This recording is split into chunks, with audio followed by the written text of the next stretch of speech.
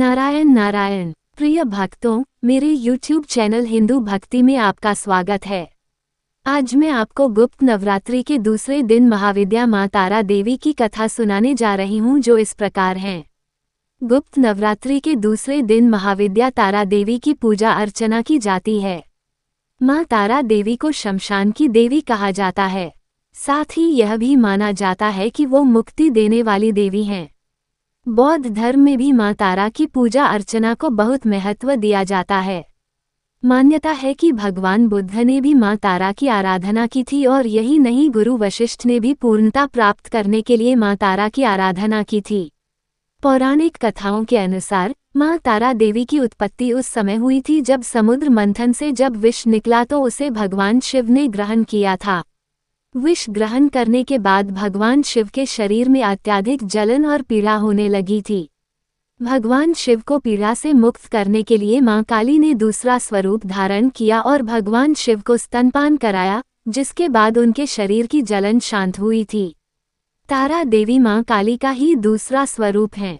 तारा देवी नरमुंड की माला पहनती हैं और इन्हें तंत्र शास्त्र की देवी माना गया है। इनकी पूजा से सारे कष्ट मिट जाते हैं।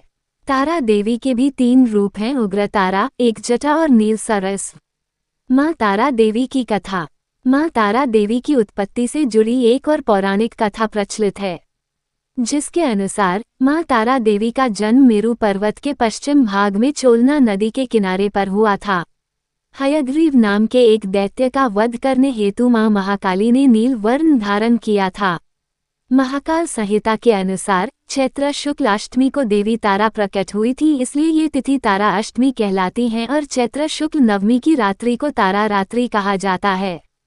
ऐसी मान्यता है कि भगवान शिवजी ने मां पार्वती को बताया कि आदि काल में आपने भयंकर मुख वाले रावण का विनाश किया, तब से आपका वह स्वरूप तारा नाम से जाना जाता है। उस समय सभी देवताओं ने आपकी स्तुति की थी। आप अपने हाथों में खड्ग, नरमुंड, वार तथा अभय मुद्रा धारण की हुई थी। मुख से चंचल जिह्वा बाहर कर आपने भयंकर रूप धारण किया था। आपका वह विकराल रूप देख सभी देवता भयभीत होकर कांप रहे थे। आपके विकराल भयंकर रुद्र रूप को देखकर शांत करने के लिए ब्रह्मा जी आपके पास गए थे। रावण वध के समय आप अपने रौद्र रूप के कारण नग्न हो गई थी तथा स्वयं ब्रह्मा जी ने आपकी लज्जा निवारण हेतु आपको व्याघ्र चर्म प्रदान किया था।